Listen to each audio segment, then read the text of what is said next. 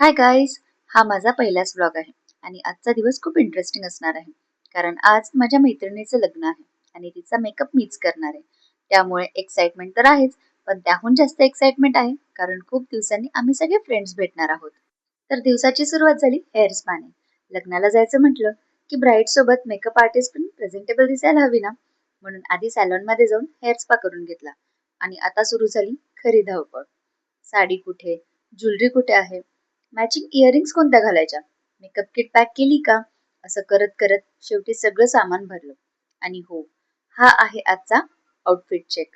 सगळं घेऊन निघाले ब्राईडला तयार करायला. बाहेर ऑटो पण येऊन थांबली होती, म्हणून आता निघाले व्हेन्यूकडे. ऑटोमधून जाताना थोडा सिटी व्ह्यू एन्जॉय केलं आणि थोडं स्वतःला मेंटली प्रिपेअर केलं, कारण आता पुढचे काही तास फक्त काम आणि काम. व्हेन्यूवर पोहोचले तर हेअरस्टायलिस्ट आधीच कामाला लागली होती. म्हटलं चला आपणही कामाला लागूया. मग सेटअप लावला आणि ब्राईडचा मेकअप सुरू केला. मध्ये मध्ये आम्ही गप्पा मारत होतो, फोटो काढत होतो आणि अर्थातच ब्राईडचं टेन्शनही कमी करत होतो. पण शेवटी सगळं छान झालं आणि मेकअप कम्प्लीट झाला. आणि ही आहे आमची ब्राईड. आता माझं काम झालं होतं, म्हणून मी सरळ हॉटेलवर गेले जिथे बाकीची गँग तयार होत होती. आणि आम्ही एका ट्रान्झिशन रीलचा फेल्ड अटेम्प्ट केला. आणि ऑनेस्टली मुली रेडी होत असताना वेळेचा अंदाज नसतो. कोणाची साडी बाकी होती, कोणाला लिपस्टिक डिसाईड होत नव्हती, पण समहाऊ आम्ही सगळे वेळेत तयार झालो आणि वरमालासाठी व्हेन्यूवर पोहोचलो. आम्ही पोहोचलो आणि वरमाला सुरूच होणार होती, म्हणून परफेक्ट टायमिंग म्हणायला हरकत नाही. वरमाला संपली आणि मग सुरू झाला फोटोशूटचा कार्यक्रम.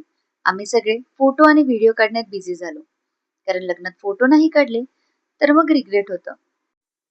फोटोशूट झालं आणि आम्ही थेट जेवायला गेलो, कारण लग्नामध्ये सगळ्यात इम्पॉर्टंट तेच असतं ना. जेवण झालं आणि आता वाटलं की बस रूमवर जाऊन झोपायचं, कारण खूप उशीरही झाला होता. सो आम्ही सगळे मस्ती मजा करत निघालो हॉटेलकडे. एवढ्या दिवसांनी आम्ही सगळे भेटलो होतो, म्हणून खूप गप्पा गोष्टी केल्या. आणि मग स्टार्ट झालं उनो. आणि पुढचे 1-2 तास कोण जिंकतंय, कोण चीटिंग करतंय आणि कोण रूल्स चेंज करतंय यावरच गेला. दुसऱ्या दिवशी आम्ही आळंदीला जायला निघालो.